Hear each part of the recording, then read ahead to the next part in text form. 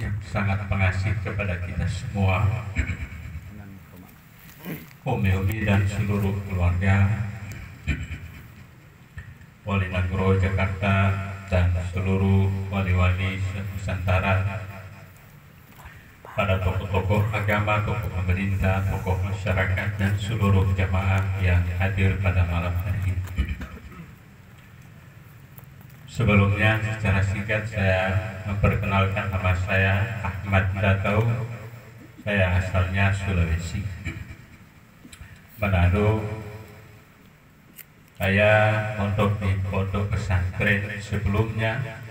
Dengan doi tasawuf saya mondok di pesantren Darussalam awal tahun 90-an dan berakhir tahun 2000, sekitar 8 tahun di pesantren. Para hadirin semua yang dirahmati Allah, saya belajar ilmu-ilmu kepesantrenan,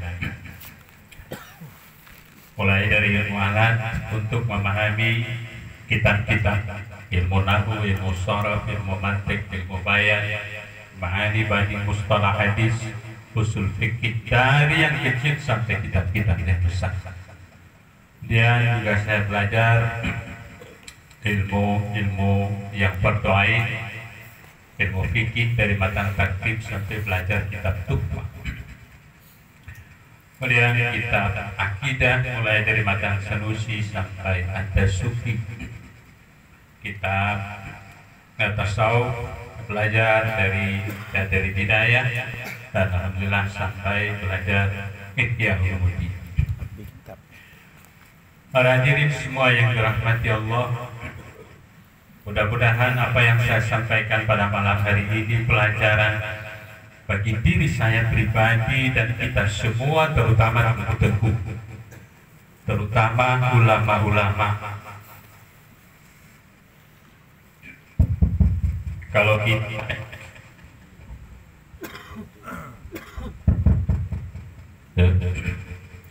kalaulah yang saya sampaikan ini baik, bukalah mata.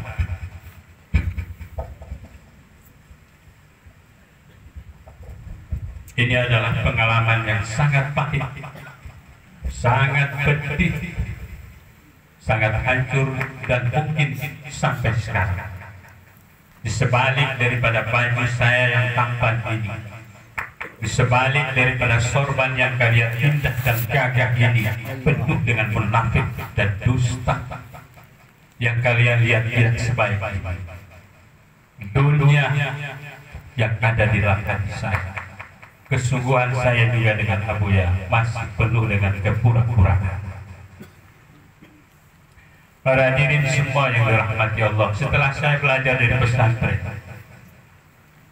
saya jadi orang yang tidak berharga.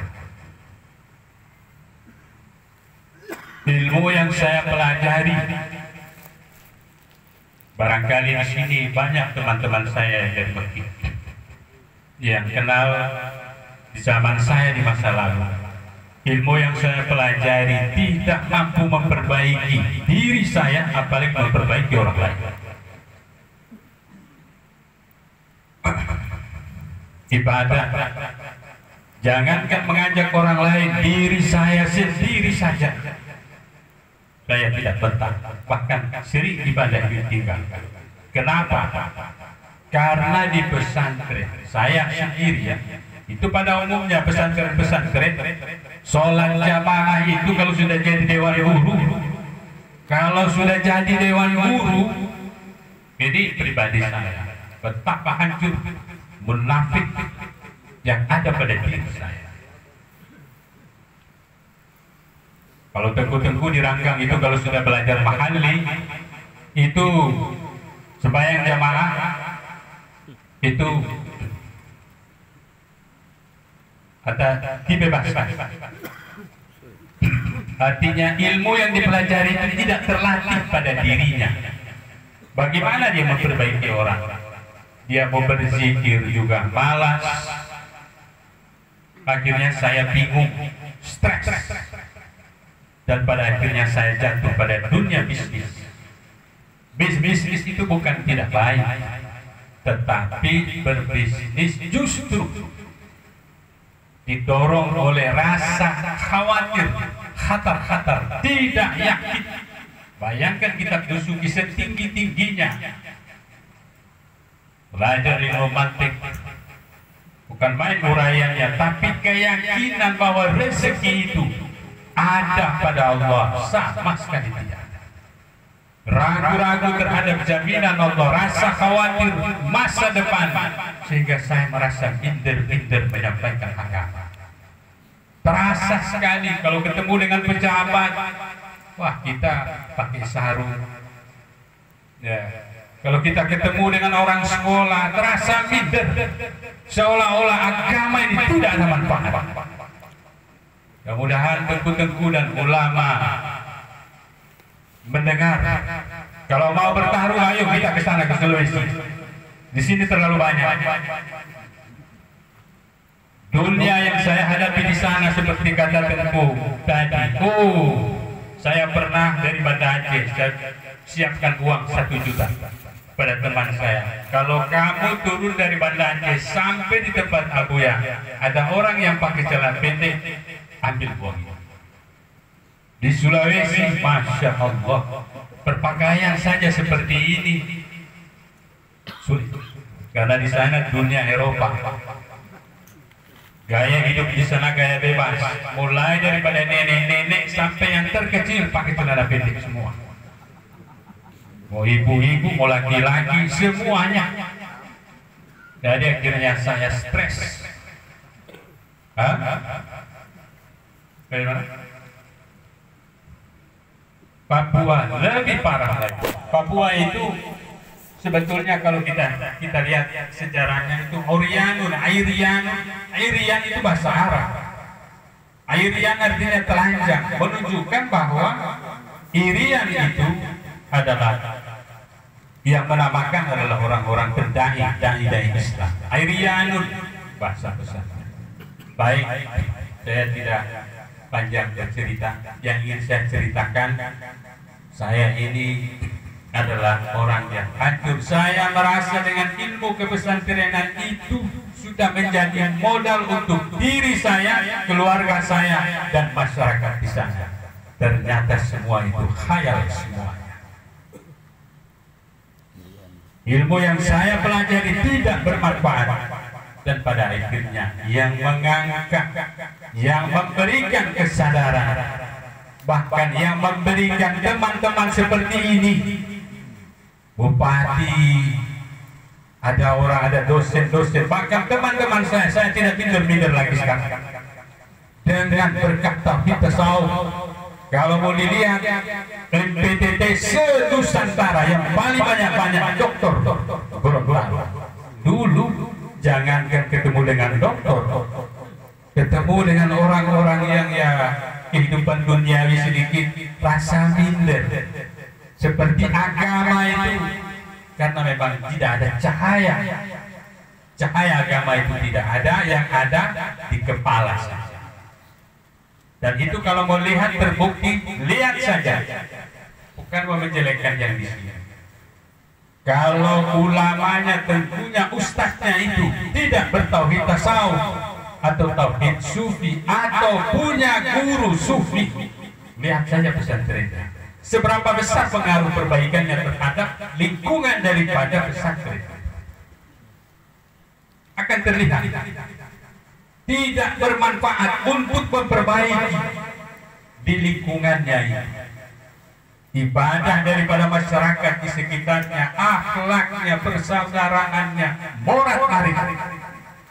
Di tempat saya, kalau Anda lihat, itu hanya setitik keberkahan dari cinta kasih yang ditumpahkan oleh Abuya pada diri saya dan teman-teman saya. Kalau kami di sana mau berzikir, salib itu ada di dinding. Betapa indahnya orang Kristen itu menikmati kebersamaan, cinta kasih, tampuran ajaran tauhid tasawuf. Kami kalau berzikir di emperan itu umat Nasrani, wah kalau dulu Masya Allah sepertinya tertutup. Begitu keagungan ketasawufan yang hanya setitik yang saya rasakan di daerah saya. kerukunan antar beragama. Bahkan orang Nasrani kalau bikin kue begini ini, itu mereka persilahkan untuk menghidangkannya di rumah orang Nasrani ini, dan dia selalu mendapat berkah daripada berkah-berkah. Nasi bungkus itu kami bagian juga kepada mereka orang Nasrani. Mereka sangat berterima kasih dan mereka paham ternyata Islam itu sangat indah dan Islam itu tidak memaksa harus masuk Islam, tetapi keindahan Islam itu. Bahkan ada orang Nasrani yang masuk Islam, di agama kami selalu mengatakan cinta kasih, tapi semua itu dusta. Cinta kasih itu ada pada orang Islam dan bukan seluruh orang Islam, tetapi Islam yang punya aliran dan pendidikan tasawuf dan tasawuf. Bahkan ada orang yang masuk Islam, hampir dia masuk Kristen lain. Hampir lagi dia masuk Kristen, karena dia katakan, saya ini masuk Islam karena keindahan cinta kasih yang diiming-iming dan dikatakan oleh umat Islam, tapi ternyata dusta semua. Dengan MPTT dia melihat, ternyata beruntung saya tidak jadi murtad lagi, dia katakan. Karena begitu saya ketemu dengan MPTT, maka saya merasakan sedikit demi sedikit kebaikan Islam itu hanya bisa menafsirkan dan menampilkan siapa Muhammad pada penampilan zahir ini hanya orang sufi, bukan orang-orang yang tidak punya jiwa ketauhidan di dalam batin. Hadirin semua yang dirahmati Allah, salah satu lagi pelajaran yang saya lihat, setiap tengku, setiap ulama yang keluar dari pesantren, kenapa dia gagal?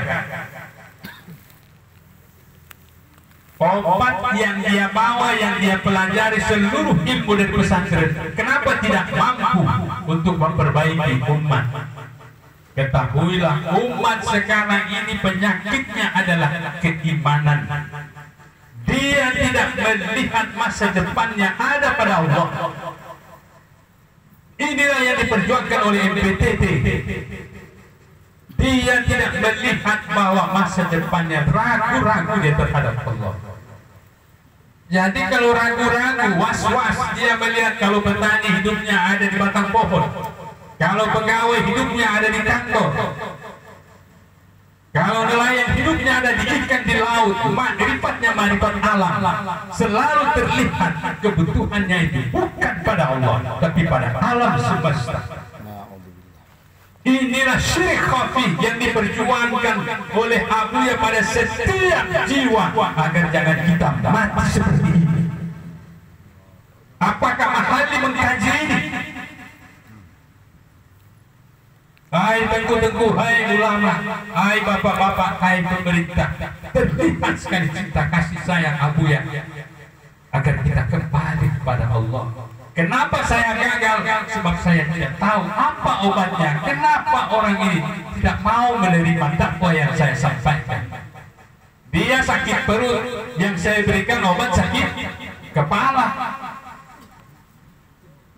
Setiap jiwa itu berontak dan mencari setiap detik, dia mencari Allah. Yang hanya bisa menjawab ini adalah tauhid tasawuf dan tauhid sufi. Bukan hanya beragama dengan iman dan Islam, tapi ihsan. Abuya selalu mengajarkan kelemahan umat sekarang ini adalah ma'rifatnya itu tidak bercahaya di dalam batin. Hanya ma'rifat awam, walaupun dikaji setinggi kitab dan sufi, itu hanya memuaskan dan mematahkan kemampuan akal pikir. Tetapi hati ini tidak lepas daripada gambaran-gambaran alam yang menguasai batin, yang ditarik-tarik oleh hawa dan wujud diri kita ini. Hadirin semua yang dirahmati Allah, terakhir Allah Subhanahu wa taala berfirman, "Faman kana fi hadhihi al-a'ma fa huwa fil akhirati a'ma." Barang siapa yang hidup di dunia ini buta mata hati, hatinya. MPTT ini sudah satu ASEAN, buta mata hatinya, berzikir ke sana kemari. Fahuwa fil akhirati a'ma, maka pada akhirat, di akhirat lagi kita akan dibangkitkan dalam keadaan buta. Di saat itu hadirin semua yang dirahmati Allah, kita akan mengadu dan berkata kepada Allah, ya Rabbi, lima hasyartani a'ma. Ya Allah, kenapa saya dibangkitkan dari kubur dalam keadaan buta begini? Hadirin bapak-bapak yang dirahmati Allah, orang buta di padang mahsyar itu ada yang menangis dengan air matanya sampai dia tenggelam. Berapa banyak air matanya dan berapa ribu tahun mengumpul air mata sebanyak itu. Lima hasyartani a'ma, ya Allah, kenapa engkau bangkitkan aku dalam keadaan buta begini? Ada yang menginjak kepala, ada yang menginjak mulut saya, ada yang menginjak perut saya.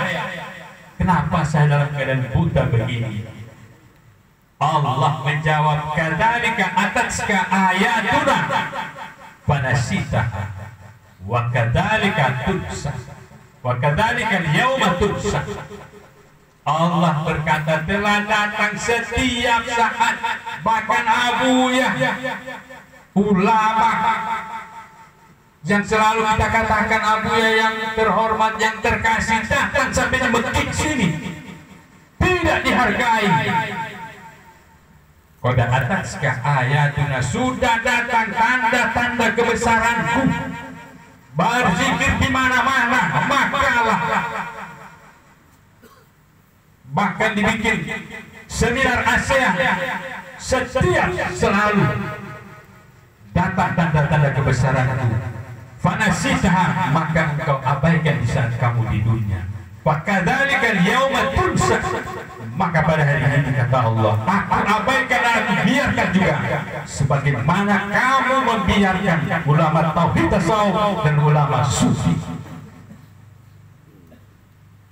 Maka sadarlah hadirin semua yang dirahmati Allah, semoga kehancuran yang saya derita, yang saya alami, dan saya sangat bersyukur bahwa Abuya datang saat itu dan menelpon saya, dan akhirnya Abuya mendidik saya sehingga sampai pada malam hari ini saya ada di hadapan Anda semua.